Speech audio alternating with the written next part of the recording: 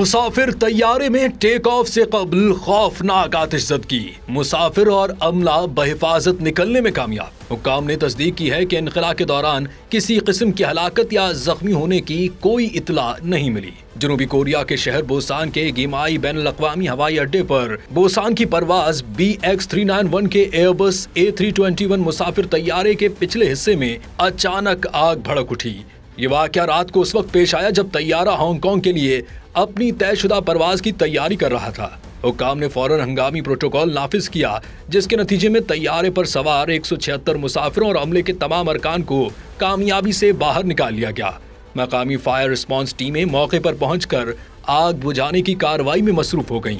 हुक्काम ने तस्दीक की है कि इनक़िला के दौरान किसी किस्म की हलाकत या जख्मी होने की कोई इत्तला नहीं मिली।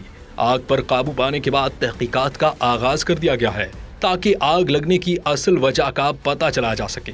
एयर बोसान और गिमाई हवाई अड्डे के हिफाजती अमले की फौरी और मुअस्सर कार्रवाई ने संगीन सूरत हाल को कामयाबी से संभाला।